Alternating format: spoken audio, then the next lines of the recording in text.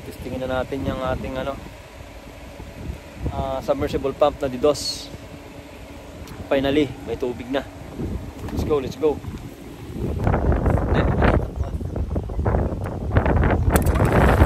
Oh my God! So strong!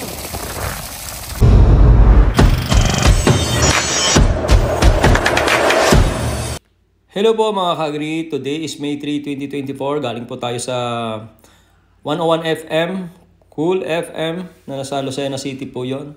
Na-invite po tayo ni Miss Fana Robles for interview at ng kanyang partner na si Mr. Suabe, Kuya Sol Lozano. Ito pong lahat na ito ay may kaugnayan po dun sa natanggap nating award mula sa Stella. Ito pong tinatawag natin na tayo po kasi isa sa mga top awardee ng Stella. Dito po sa ating ginagawang mga pagtuturo, advocate natin tungkol sa agriculture. So, maraming salamat po. Now, naalala nyo po, itong ating lupa, hindi ba nung nakaraan araw lang nagpapabutas tayo rito, ang gagawin sana natin para makaminos-menos, shallow well ang gagawin, kaya lang hindi po nakakakuha ng tubig. So, we come up with the idea na diretso na lang submersible pump. Kaya po kasi hindi po agad tayo nag-submersible kasi po malaki po ang diferensya ng presyo ng shallow well at saka ng submersible, no? Ang submersible pump po itong DDoS maabot po ng mga nasa 180,000. Pagka nakabitan ka ng DDoS ay ganun po most likely ang magagastos mo. Samantalang sa shallow well, gagastos lang kayo ng around mga 35,000. So malayo. That's why nagtitipid sana tayo. Kaya lang we found out na wala namang nakukuha tubig. Kahit na lalim-lalim na nabutas, hindi na kayang hilain ng makina paakyat. So sa madalit sabi, bumaba po yung water level ng tubig dito. So instead, kaysa naman na mapagod yung nagbubutas, malugi sila ng malugi. Kasi nga po, pag walang tubig, hindi naman po sila babayaran. So nag-agree na rin ako doon sa idea na submersible pump na lang. So ngayon po nga po, araw na ito is May 3, 2024. Kahapon pa po nila natapos. So binalita nila sa akin na okay na raw, may tubig na maganda na malakas. Yung DDoS na actually kung dire-diretsong bubuhayin natin to, malaki pa rin ang menos as compare mo sa diesel. So matataniman ko na po itong harapan natin at gagawin nga nating demo farm ng pure organic fertilization method ng Jasmine 479. At para makikita po ng tao, malapit po ito sa kalsada. Itestingin na natin yung ating submersible pump na DDoS. Finally, may tubig na. Let's go, let's go. So nakapatay dito, dalawang niya.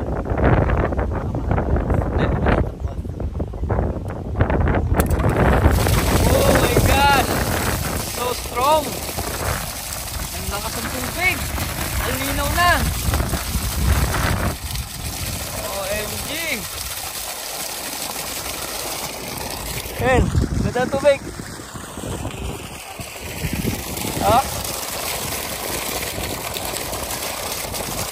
Kaya ng patubigan yung buong area na yan. Nakasok. Tapos talaga yan. Buhay DDoS, oh. So pwede rin padaanin dito sa kabila. Pwede dito sa kabila.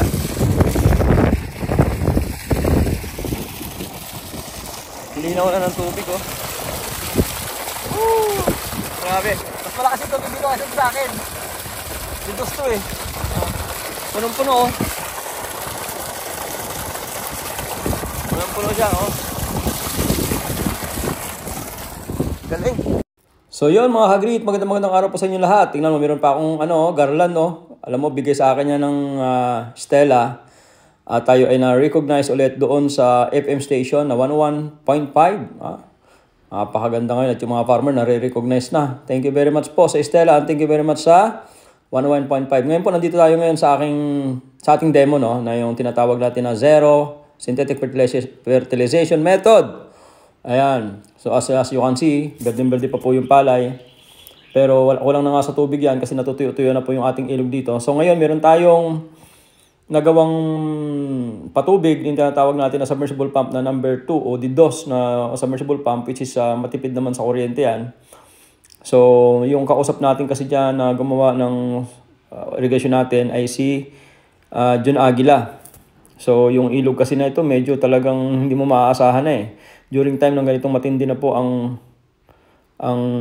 init ng araw ay pwede na matuyo talaga. So yung palay nakakaawa din.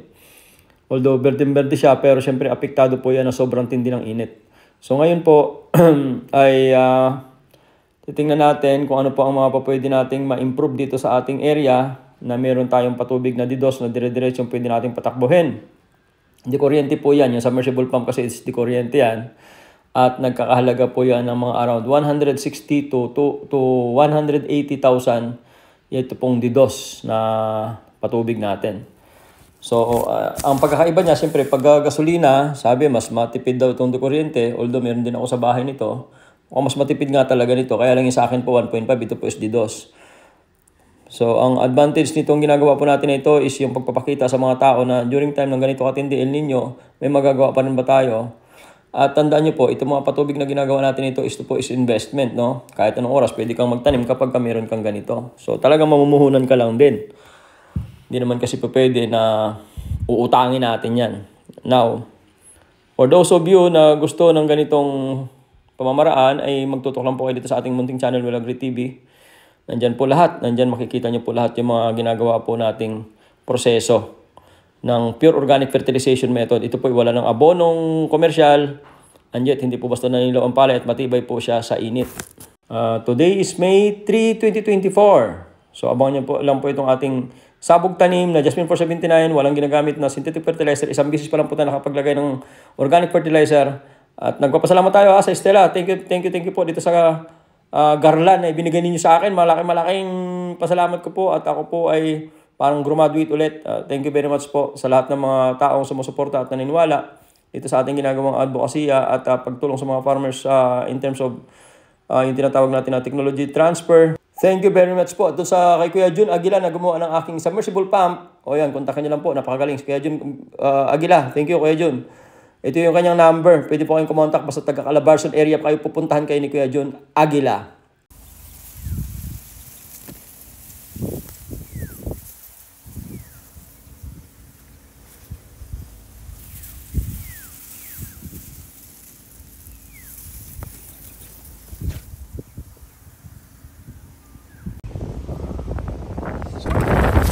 Oh my God!